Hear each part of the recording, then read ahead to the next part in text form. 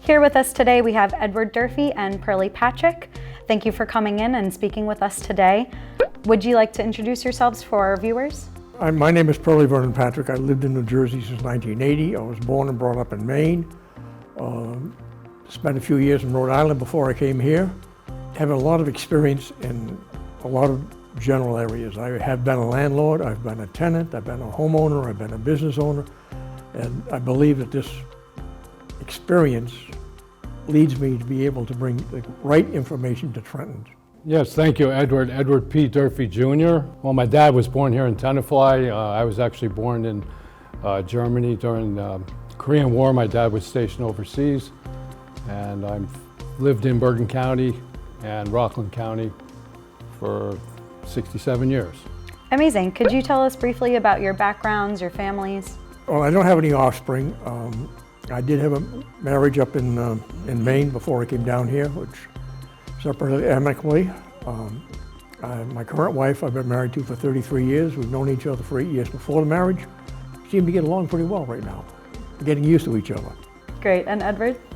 Yes, thank you. I was married in 1981 in Tenafly and we moved to Northvale in 1983, and I've lived there ever since. Married with 2 children.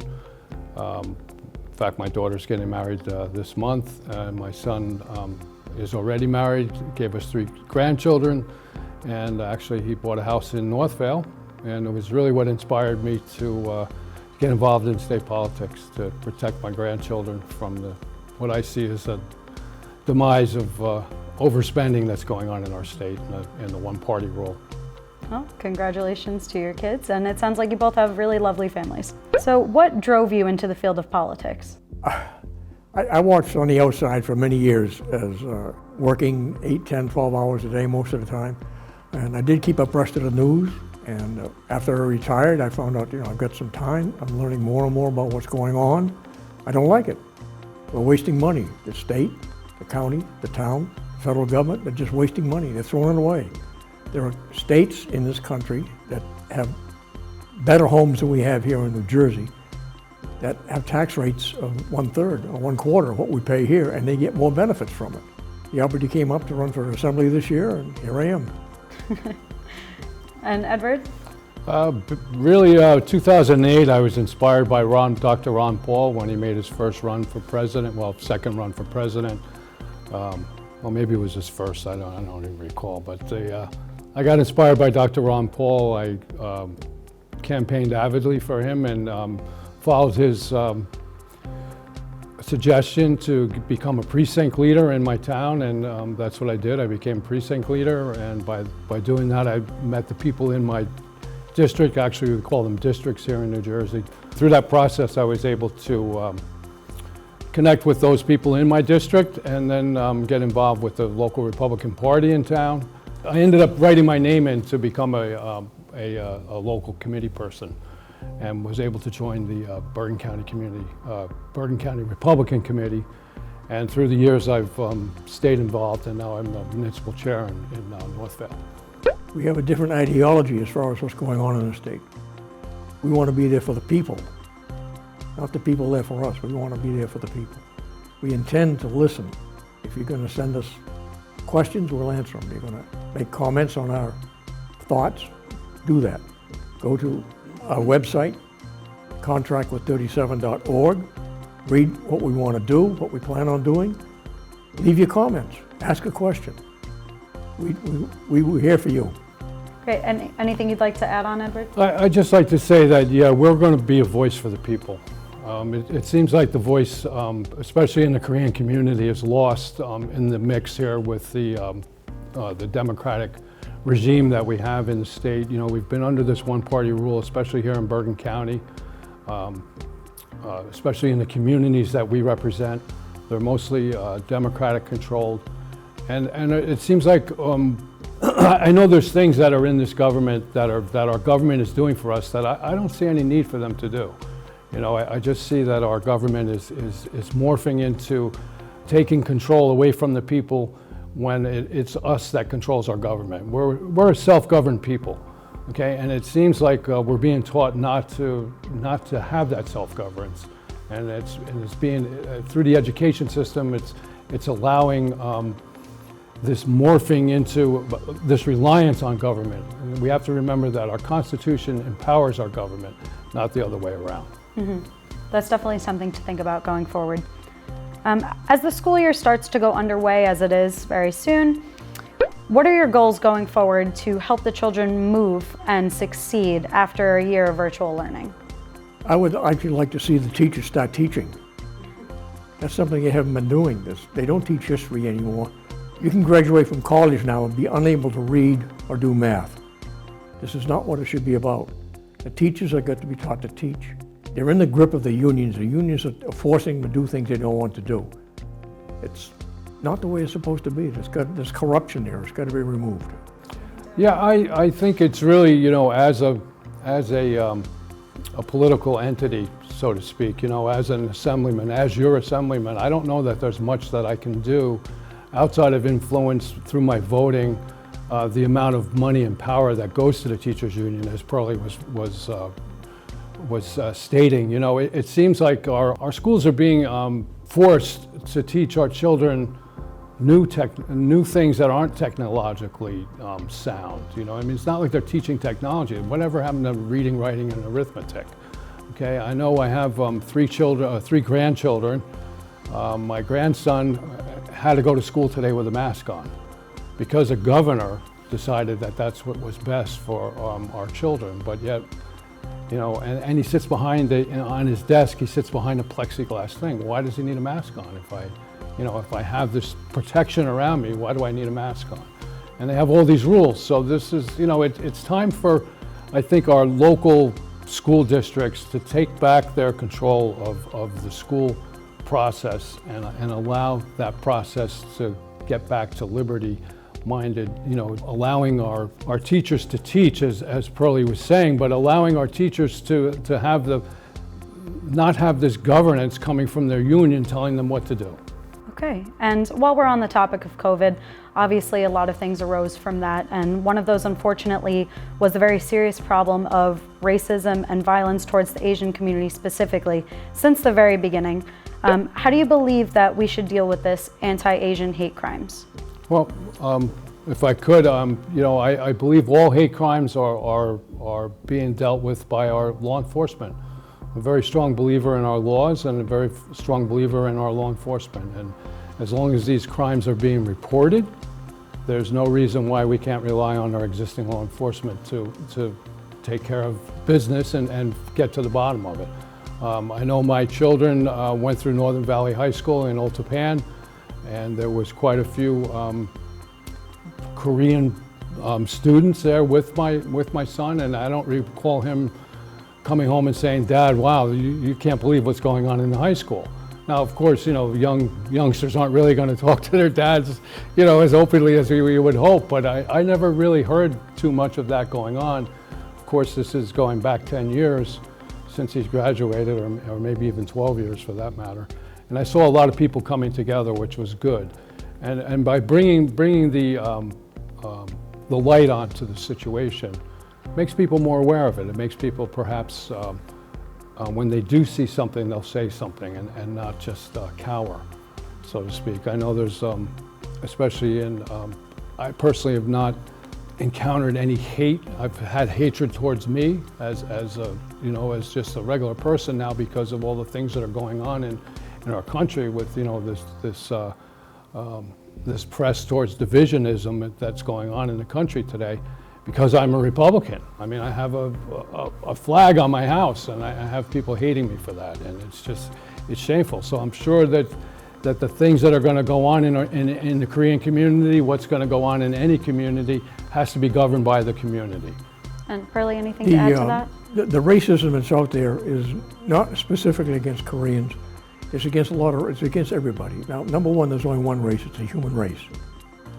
We're all humans. There are only two to start, and we all came from that. On top of that, the progressives on the left have been pushing racism to divide us. It's the divide and conquer political game that they're playing. If they can keep us separated, they can win. We all have to come together A lot of hate crimes are perpetrated by people who hate themselves. So they're going to take this hate out on somebody else. What do? The police are got to have the power back to do what they're supposed to do. They've been handcuffed. They can't do the job. I know that one of your other big topics was critical race theory and that you're opposing it. By opposing critical race theory, do you believe it'll still be possible to have those thoughtful and educational discussions about race?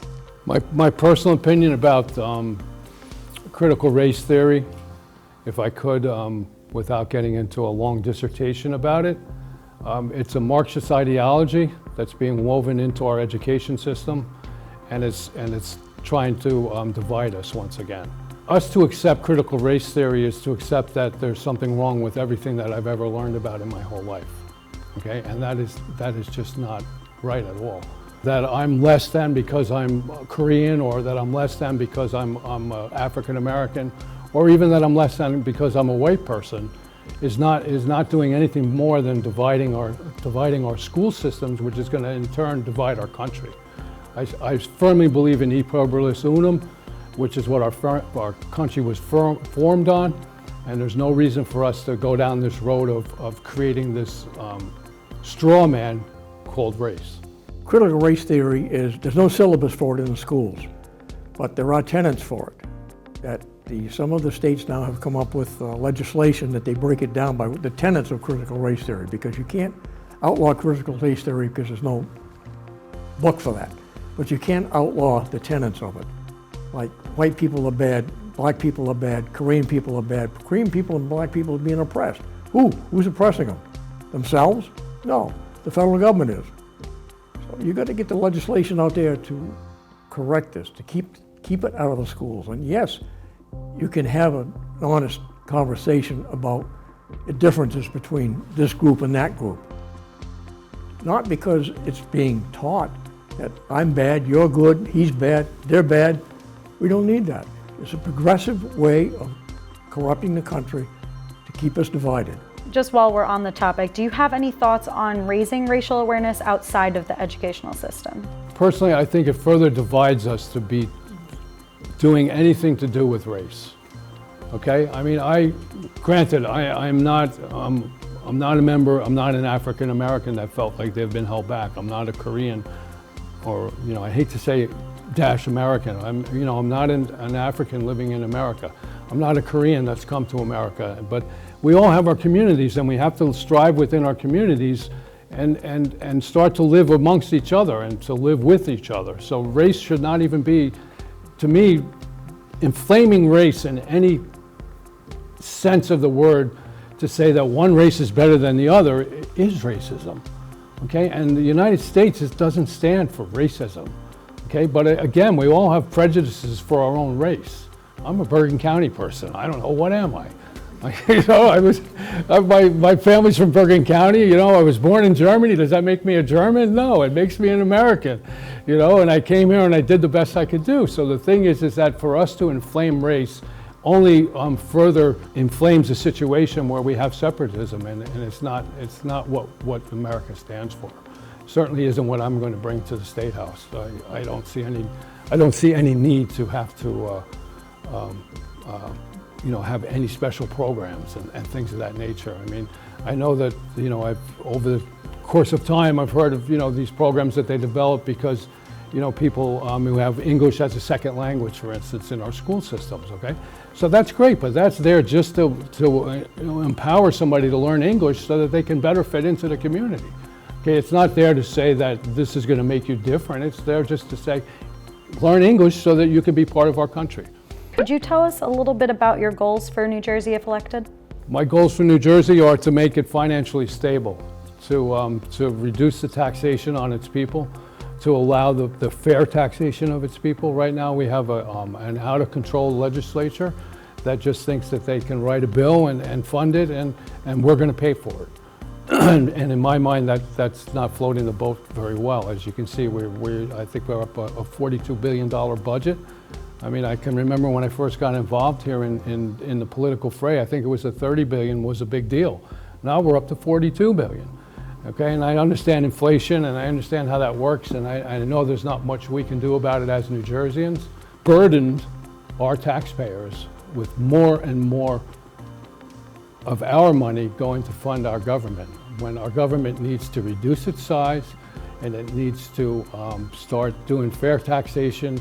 I like Senator Doherty's fair tax plan for the school systems, where it's similar to our plan, that where we want to do away with this Abbott district. I would like to see our legislatures step up and legislate instead of allowing the courts to decide what's best for New Jersey. We're hired by the people. We're supposed to be the people's voice. If we go down there and say, well, I don't know what to do, I can't do it, and then we let the judge decide what's best for New Jersey, why are you even stepping up to be in the assembly, in my opinion? We got to give the state of New Jersey, or actually Legislative District 37, back to the people. This state has so many advantages. We are considered one of the best states to live in, except for the fact that we can't afford to live here. This has to change. And people in your communities have to get involved in their communities. They got to go to their town meetings, they got to go to their school district meetings, they got to volunteer for the committees that the town has, like the library committee, these committees, they need volunteers. If you want to help your town, you want to help the county, you want to help the state, get involved in these committees. Go to your town meetings. Become a committee member for your district, if you can, for Democrat or Republican, whichever one. Become a committee member. Become active. Find out what's going on. Most people don't even know what's going on. Most people don't read the news. They don't watch the news. This is terrible. A lot of this campaign is driven by community togetherness. So ideally, what steps would you like to take to promote these practices, if you were to tell our viewers?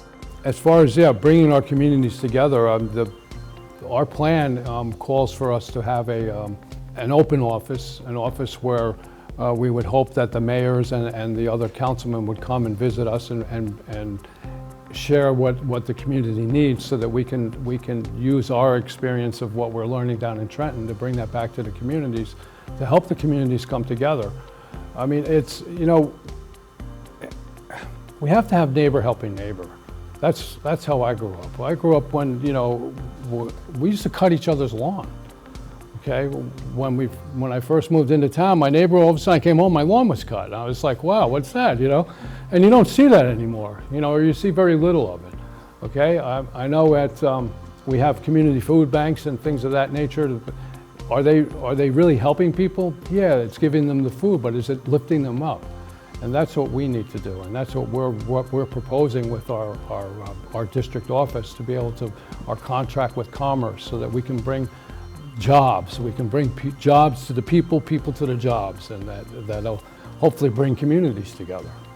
Community organizations that he's talking about, the food banks. You have a number of organizations that try to help people. They got to be more active. They got to actually boost the people up. Don't give them a handout. Boost them, if people need education, get them to the education. People need to start working someplace. I started on a job, I answered telephones for $1.25 an hour. When I left the company after 10 years, I was the number 3 manager. These are things you can do, but you have to go to work first. And the communities can help these people. Program for the Commerce, we want these people to come in. You go to Indeed and Monster to look for employees, you get thousands and thousands of people. They just stuck something up there. They're not looking for work, they're posting a resume. So we're going to have an office where they come in and do something. The unemployment office doesn't do anything for people. And again, all these things, the DMV, the state-run organizations, don't do anything with the people. They collect a salary, they slow you down, they hold you back. Mike can't even get his car registered. It's these things, there's so much to do. We can only do so much. We want to hear from the people. Go to our website, contractwith37.org.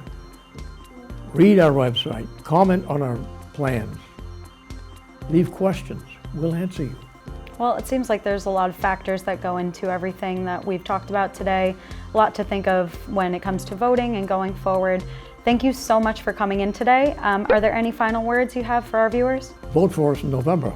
Go to our website, contractwith37.org. Read it. Take your time, read it.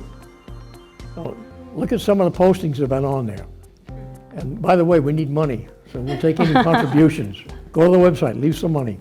I'd just like to say, especially to the Korean community and to M+, I'd like to thank them for allowing us to have this interview so that we can get our voice out to you. I'd like to say that a lot of people, when they signed up for their motor vehicle license when they were youngsters, they were given a form and, you know, check here, and the next thing you know, you're a Democrat. Okay, so just remember that, you know, just because we have a two-party system in New Jersey where you're voting for either a Democrat or a Republican, there are other candidates on the ballot, but more importantly, that just because you're registered Democrat doesn't mean you have to vote Democrat. It's only, you're only registered because somebody told you to check the box here. Unless you're truly a Democrat, but if you're happy with the way our state is morphing into owning more of our state. You know, the government is owning more of our state. Our taxes are funding more of our government, and we're going further and further into debt. If you're happy with that, then don't send me down there, because I'm not going to stand for that. My voice will be your voice, and we want to hold the line on spending.